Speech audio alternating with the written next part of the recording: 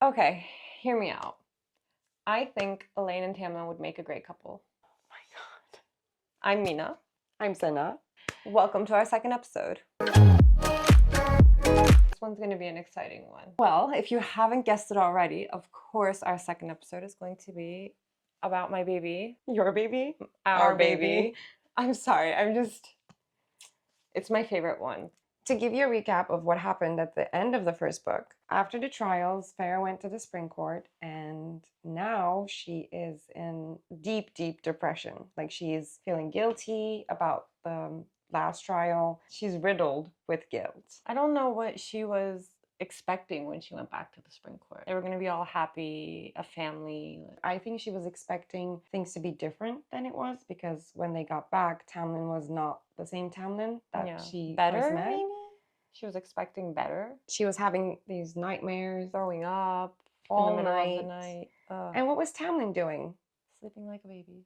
Like a log. Like she was puking her guts out and he was just sleeping. He didn't even care what was happening to her. She was experiencing really heavy PTSD. That drove me crazy. Like the first few chapters, all he wanted to do was sleep with her and then go do his business. That was all he cared about, and that just no pissed empathy me off so much whatsoever. Because I think he was in that Blythe curse timeline for such a long time that after everything happened, he wanted to get back to his real life, the normal that he knew. But for Farah, it was a really traumatic experience. She was still thinking about the poor face. It's not an easy thing. And I think they're not in the same timeline with each other. Like Tamlin was trying to restore his court after Amarantha. People were suffering. Was he though? In his mind, he was trying to restore things. Delusion.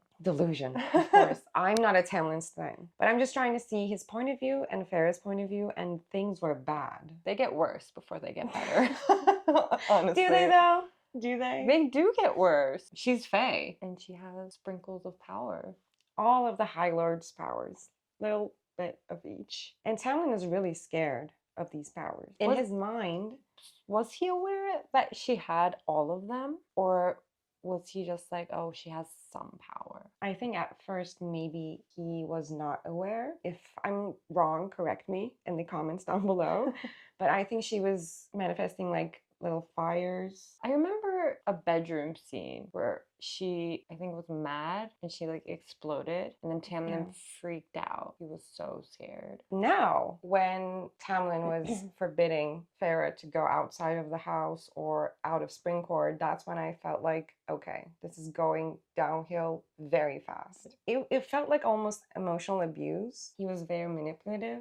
Definitely abused. And the whole time that was happening, I was like, screaming at Farah to just get out as fast as you can, go back to the human realms, leave this man to be himself. Though? I don't think she could have, because what's there for her? Her sisters hate her. I mean, Elaine doesn't hate her, but Nesta, that is, kind of iffy. Going back, the Suriel did tell her to like stay with the High Lord, and she assumed Tamlin. Who else would she think of? So she thought that that was the safest place that she could be. It kind of felt like the whole marriage thing was Farah trying to fix things and make Tamlin happy. When he said there's no such thing as a high lady, I felt like really, really angry towards Tamlin. What does that even mean? You're just a consort. Well, Tamlin has a way of pissing us off, so it doesn't surprise me. And I think we should talk about Ianthe. Ianthe, High Priestess of the Spring Court, Tamlin's childhood friend. She was there to help them get prepared for the wedding, but the way she was handling everything for Farah felt very controlling, similar to Tamlin. Well, she was even controlling Tamlin, manipulating. That's why they're best friends.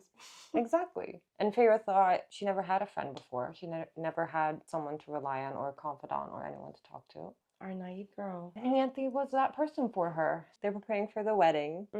Farah has a say nothing. Let's not forget that there was also this kind of hiss. I'm not sure how it's pronounced, but tax payment for Tamlin for the spring court from Lesserface. Farah was sitting next to Tamlin in like a small chair, and Tamlin on his throne, because of course he has to be on a throne. And the fact that Tamlin, straight from after the mountain, wanted to just go out and collect payment from his people instead of trying to help them to get better because they were suffering. They were. And they didn't have the funds to actually pay for anything or bring anything like gold, chicken, jewelry.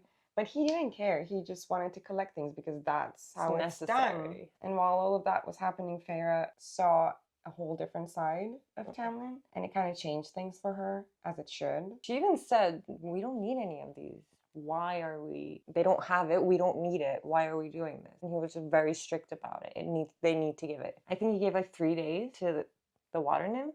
Yeah. And I think Ianthes was pushing things to happen in a certain way. And that's why Tamlin was not aware how Farah was feeling. Honestly, I think Tamlin was very aware of how Feyre was feeling. He just didn't care. The whole negative column on Tamlin is not looking so good. She even helped the water nymph, gave her jewelry. She said, I don't need it. Which is, I think, kind of shows like she was worthy of being a high lady. She was. And Tamlin was not worthy of being a high lord. She was thinking of her people, but they were not even her people by then. Exactly. And they weren't nice to her either. No. Feyre Cursebreaker. They called her. That nickname is kind of badass if you think about it. But Feyre doesn't take it well. No. I feel. I think it's because it comes with all the trauma that she went through. And she doesn't want to hear or remember those times again. Okay, I think we can talk about the wedding now. And that hideous dress. She couldn't even pick her own dress. At least let her pick her own dress. Or Alice pick her dress. She doesn't even have anyone on her side. She has to walk through the aisle by herself in that dress. I remember when I first heard the TikTok sound of Feyre at the wedding, just like in her mind, thinking, no. Someone, please, anyone, help me. And who helped? Our favorite High Lord. Rhysand. Farah, darling. That entrance. It was chef's kiss. It was divine timing that Rhys came in the right moment and called in the bargain. It's interesting he didn't call the bargain in when they actually returned, and he waited few months, I think. Yeah. Tamlin and Lucien always were talking about Rhysand like he was a bad guy. He was a bad High Lord. He was mean to his people. He was ruthless, violent, cruel. It was everything horrible, and just to stay away, not trust him. Those purple eyes. And how can Farah really believe all of those things when he was the only person who helped her during the trials and Under the Mountain? I get how Farah's in between. Tamlin saying one thing, but she sees one side of him. And after the Farah Darling entrance, he picks her up. That's our first time in this book just seeing the whole Night Court side of things. And that's where we meet Morgan. Truthsayer. I think Farah was really shocked to see someone like that besides Rhys, with all of the things that she heard about them. He brought her to House of Wind. I think she was imagining like a dark place, dungeon, tortures. Exactly. She wasn't expecting to see like a comfy house with people that loved him. And I love the fact that she just threw her wedding shoe at his head. Yeah. That was so sassy. I loved it. The whole time that they were back from the Under the Mountain, Tamlin never tried to help her do anything independently. He always tried to control things, control Farah, but the first time that Rhys brought her to Night Court, I think is the first thing that he did was try to help her. You know, with the teaching her how to read, teaching her how to write. And that really shows the difference how each of these characters, Rhys and Tamlin, are seeing Farah. Tamlin wants her to be in this bubble, be this perfect wife, have my children, and stand beside me, do nothing. But Rhys wants her to be her own person. And the wedding that she did not want to be a part of, she goes back. Just stay with Rhys. It's obviously much better than Spring Court, but she's still loyal. And I get it. She's not sure of the Night Court. She's seen a good side, but she's heard bad things. The main reason why Tamlin and Rhys don't get along. The first time that Rhys brought her to Night Court, he told her about the war that was coming. He wanted her to train, to use the powers that she had. But in Tamlin's mind, those were not Farah's powers. Those were High Lord's powers. But how can you think that someone can protect themselves just by sitting in the house all day long? In his defense, he thought he could protect her. Maybe he's just scared for himself. I would be if I was Tamlin. And when Farah got back, the only thing he was interested in was the information. Like, he treated her like a spy. Where was everything? Tell me everything you remember. What are you gonna do? Invade Night Court? 2 people? Lucien and Tamlin, just and Ianthe. La la la la la. So Rhys was willing to help her, and he asked for help in return. Help me save my people. Yeah, because King of Hybern was coming. They needed to do something. No one was taking that Mhm. seriously.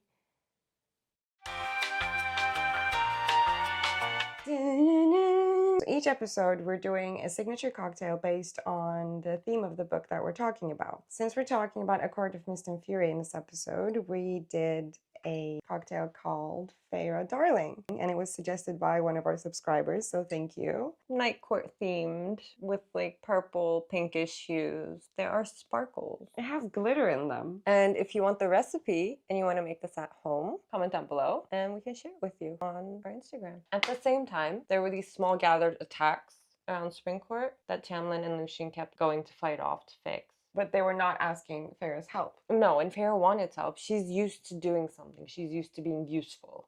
Yeah, that's how she saved you. And you're not bringing her with you. She's the most powerful creature amongst you. I get the fact that he doesn't want to bring her to a very like dangerous situation, but instead of actually communicating these things to her, he locks her inside the house. That part I think was really hard for me to read. The person you think you're in love with, the person you think you're going to be with forever, is locking you inside the house and you're screaming, I want to get out. Let me out. You expect that from the night court. When she went, she was expecting that kind of treatment, and she gets it where she thinks she belongs. That scene was wild to me. Enter Moore to rescue her and save the day. Like when I first read that part, the thing that was like not very clear to me, when Moore brought Feyre to the night court, she said, I did everything by the book. And while I was reading it, I was like, okay, like, are they kidnapping her? Literally? Like, are they the villain? And I was wrong. But like, I didn't know what that meant. This is her second time in night court. And I think like this is where things get really interesting because enter all of our favorites. The inner circle. Cassian, Azriel, Amren. When we first met Cassian and Azriel, my first impression of them comparing to how we met Lucien was very different. Because Tamlin was always treating Lucien as a sidekick. Tamlin was treating Lucien as like an employee. But Cassian and Azriel felt very brotherly and equals. I think when Feyre saw that, she felt more safe. She felt more at home. They had more of a family vibe going on. You know what was interesting? Their siphons. The blue and the red, apparently that's hard to gain for Illyrian. They had how many? Like 7? And Cassian was this like god-looking guy. But Amren was the enigma. It took a while until we actually figured out what she was, who she was. She had these flaming silver eyes. She was very secretive. But I like her sarcasm.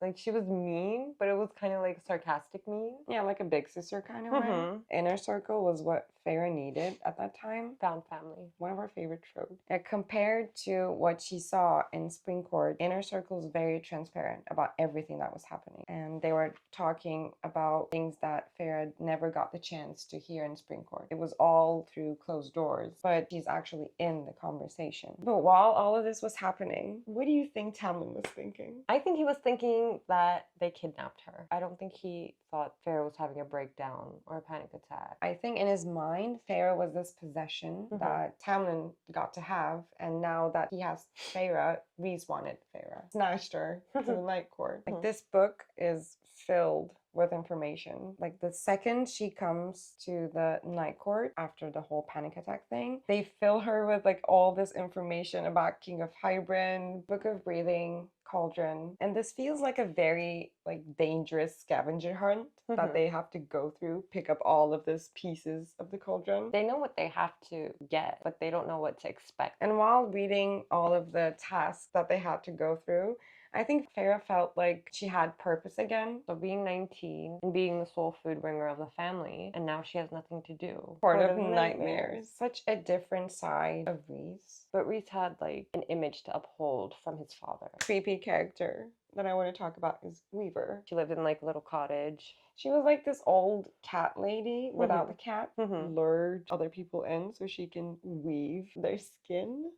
Bad occupation, dude. Rhys wanted Feyre to go in to that house and bring out something that belonged. They wanted to figure out if Feyre could find objects belonging to other people. I will say that was one of my favorite scenes because I was like holding my breath for Feyre, but Rhys's chill posture and just like waiting for her to come out was just like amazing. But because she did that, she became the emissary. So after that, we know that the Book of Breathing, half of it, are with the Human Queen. They have been refusing to meet with Rhys and the Night Court Because they hate him. Everyone hates Rhys. I don't. Due to his reputation, they know him as this bad guy. Why would human queens would meet this immortal, very powerful fae? Somehow, the Human Queens agree to meet them, the Archeron mansion. This is the first time each sisters and brothers meet and they have dinner, which is very awkward. But the queens are not helpful at all. No. The other half of the book is with Summer Court. And I think Summer Court part is actually in my like top 3 moments. And that's where we meet Tarquin, High Lord of the Summer Court. He's very nice. I liked him a lot. And he was actually looking for friends in this political world, but Rhys was using him. Feyre and Tarquin actually got along well together. Maybe too well. And Rhys was getting kind of jelly. But he was flirting with other people as well. Like, I was waiting for that to happen. I love it when there's like a little jealous spark there. So they got Tarquin to believe that they were there to just like be friends.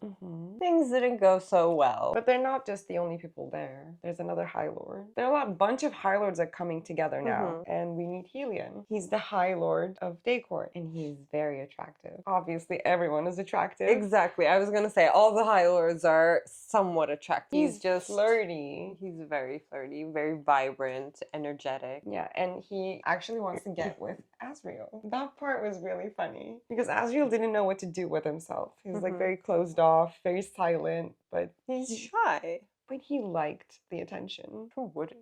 It's Helion. Yeah, they have Pegasus. He has a flying horse. I think in all of them, I would want to live in Daycourt. Really? Yeah. I didn't expect that. Why? I don't know. I like Valaris. Valaris feels like a fever dream, but Daycourt feels peaceful. Yeah, you're right. Summer Court would be too hot. Winter Court would be too cold. I think I agree with you. Really? Yeah. It's weird to me that there are like seasonal courts and then solar courts for some reason. We don't really get why. You can live there happily ever after. Exactly. Like, I would be between day and night court, probably. We can travel. Like, I'll get on Helion's Pegasus. I'll winnow. This is the part where Feyre's little act of kindness comes back in Summer Court, where they went to get the other half of the Book of Breathing. Well, things go off the rails first. They find the books in a little secured dungeon room box in the sea. Under the sea. And then it drains so they can get in. Anyways, Feyre and Amren go in. They get the book. Alarms start blaring. Water starts rising. Our girls are struggling. Nothing is going the way they planned. Our girl Feyre had helped a water nymph. Gave her jewelry for Tamlin's dumbass taxes. And they returned the favor. They saved her. She got the book. And they hauled ass. Yeah. To Night Court. They hauled ass. They stole the thing and ran away, as they should. Yeah, they're not allowed in the they're not allowed anymore. After they went back, Tarquin sends them like a blood diamond. Do you remember that? Yeah. Which means that they're not allowed to go back, and if they went back, they're gonna be like killed on sight. But Miss Amren, she liked those blood diamonds. He's this like pocket-sized could-be villain, very bitchy vibes, and she wears them. Good for her. But now they have half the book, and now they wanted to convince the queen again. The Ouroboros, was it called? The mirror, yes. Yeah, the mirror, and it was in the Court of Nightmares, of course, and they had to get it back. So they could show Valaris to the queen. Went back to human realm. Still trying to convince them to give the other half of the book. But they were not convinced. What are you going to do with it? Like, what more do you want? They showed you Valaris, their prized possession. I was so upset. It was out there. and they couldn't take it. I was like, no, please don't, please don't. Oh my god. It was so disappointing because I was expecting things to go differently. I don't know. I had faith in the human queens, but it all went sideways. They never wanted to agree with them in the first place. No, I don't think they ever even considered it. Yeah, I think they saw this as an opportunity to have information on the Night Court, and they fell for it. But he did it for the bigger picture. Yeah, he sacrificed Polaris, which was a very big sacrifice. It was. The youngest queen left the book. Under He the was just chair. like, you know, just take it. I'm not saying anything. Just take it. She died. Rest in peace. Thank you. But now they have both of the books, but they don't know what to do with it because they can't read it. It's supposed to be in Amren's world language, but she can't even decipher what it's saying. Well, she tries to. But it takes a long time. But while all of that was happening, they were still trying to find the pieces of the cauldron. They went to the Illyrian camp, very black and white,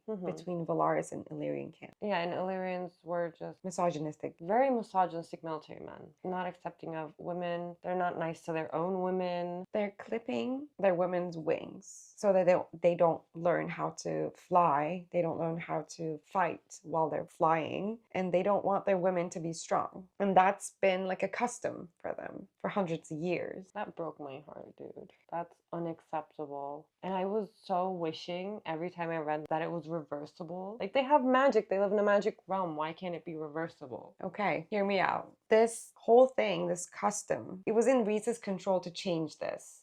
He ruled them. He could change this customs, but instead of changing things, he just said, that's how they do things. Like, I can't interfere with them. Like, make that make sense. They were doing these things to women, but Rhys was okay with it. At the same time, Rhys wanted Farah to be this independent, powerful woman so she could defend herself. Like, those two things don't make sense in my mind. That's the only thing I have about Rhys. I totally agree with you. That's unacceptable. For years and years. While they're at the Illyrian camp, I think it was while they were leaving there. Yes. They came across with Lucian and some other dudes from Springcourt. I don't know. Lucian, like, sees her with the wings for the first time. Shocked. What happened? But Pharaoh's really mean to Lucian. Well, I think she kind of had a right to be. Like, I love Lucian. I really do. But she was, I think, expecting him to stand up for her a little bit more against Tamlin. Because even though when they were talking, he was always trying to be supportive and trying to understand her and help her understand, he was always like, but Tamlin always has his reasons. He's the High Lord. And he took me in when I couldn't go anywhere else. So just like, hold on. I partially agree. And this is my second. Hear me out? Okay. Hear me out. I think Farah was being unfair towards Lucian because Lucian tried to help her in his own way, and Lucian and Tamlin didn't have the bond that Cassian, Azriel, and Rhys had. He tried to help. Obviously, he couldn't, but when Farah was comparing how Cassian and Azriel were treating her compared to Lucian, I think that was really unfair. Again, she's 19. She doesn't have the tools to actually decipher that behavior. And also, I get your point of view, and I agree with it. However, Lucian is still not really seeing how toxic Tamlin is. He needs a wake-up call. I agree with that. Next is one of my favorite tropes, you know. There was only one bed. Oh, what will they do? Oh my god, no one can sleep on the floor. Your back will hurt. Exactly. You have to sleep in the same bed. And it's cold. It's the mountains. There's only one room. It was supposed to be funny, Broke my heart. It broke my heart too. I was so sad for Rhys. I get that he was expecting things to happen in a different way, but I also get Farah's point of view. Of course.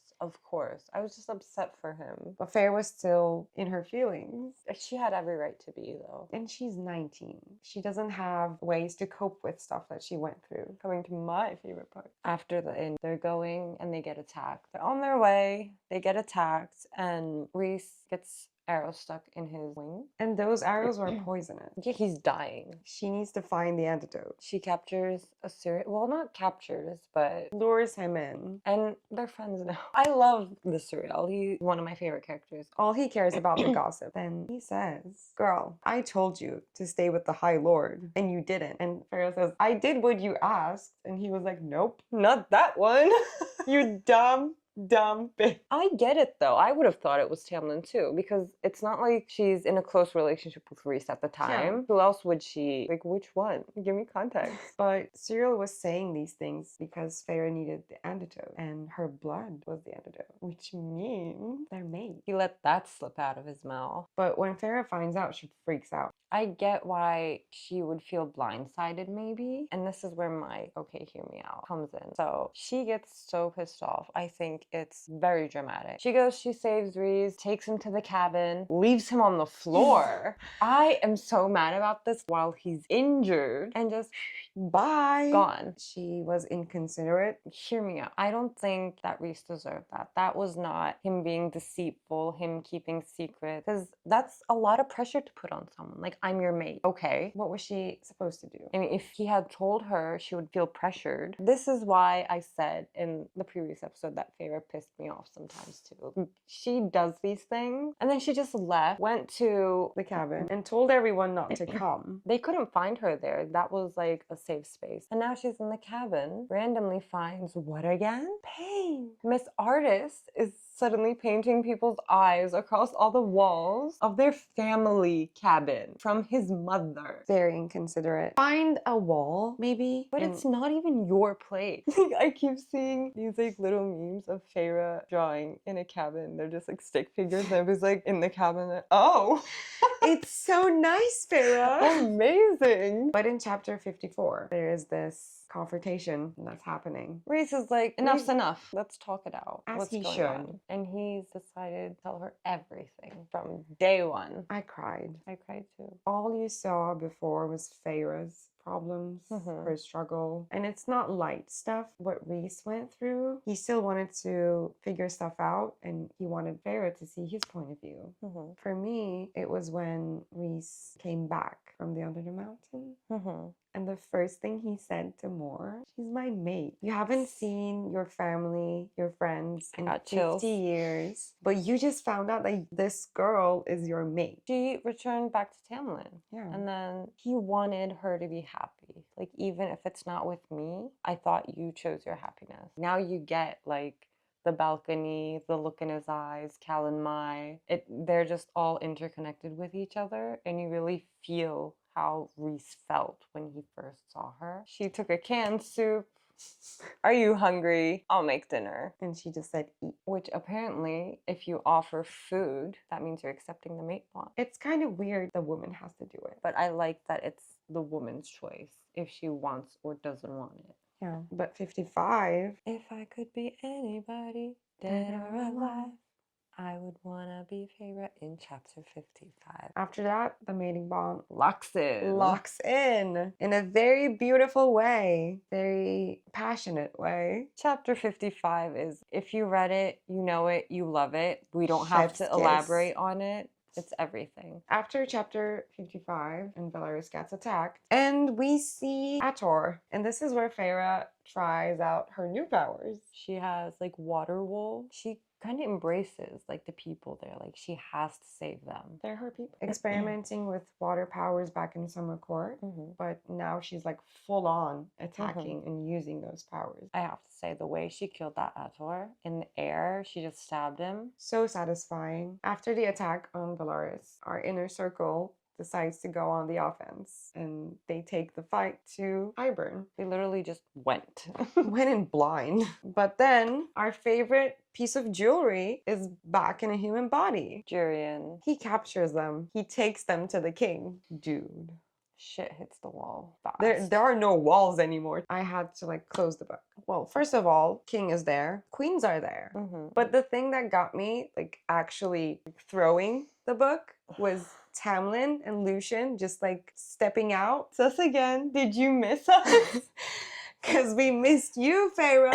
Like, I get the whole I let the world burn for you vibes, but it's not this. And by the way, Tamlin and Lucian is not the only surprise. We have Nesta and Elaine there. Imagine Feyre's shocked. She feels like now that's her fault because she asked for help. And they throw them into the cauldron. Nesta going down with like her finger, and they come out high fae. Surprise. And beautiful. And now the queens want it. So they jump in. Doesn't work out well for them. And that's what they deserve though. Exactly. When Elaine goes into the cauldron, and comes out, she's already traumatized. It's way too much for little Elaine. But Lucian sees her and says, she's my mate. This is another point where I close the book. I'm still debating that. But Tamlin is still there and Mhm. still waiting for his end of the bargain. Which was Feyre to come home. In that moment, when Feyre saw her siblings going through that, She she lost them. decided that, okay, everyone is safe now. Yeah. I need to leave with this very dangerous Mhm. dude, so my people can leave. This is also where I closed the book. So the King of Hybern apparently believes that he can break the bond. And Tamlin says break it. They break the bond. I feel the pain when I'm reading that. Put it in the freezer. Be like Joey Tribbiani. Put it in the freezer. There was a bright light. She said, take me home. Said I was bamboozled. He He ma- planted these ideas into He my head. manipulated me. Take me home. Let's go. Yet does Tamlin know? When Feyre goes back to Springcourt, what we find out that the bond is actually not broken, and she's now a spy. He just welcomed the High Lady of the Night Court. I will say, I hate that we didn't get to see the wedding. How we find out is when Rhys tells Emryn, because Emryn is pissed. I won't forget like what Amryn says. Go get her. She's your mate.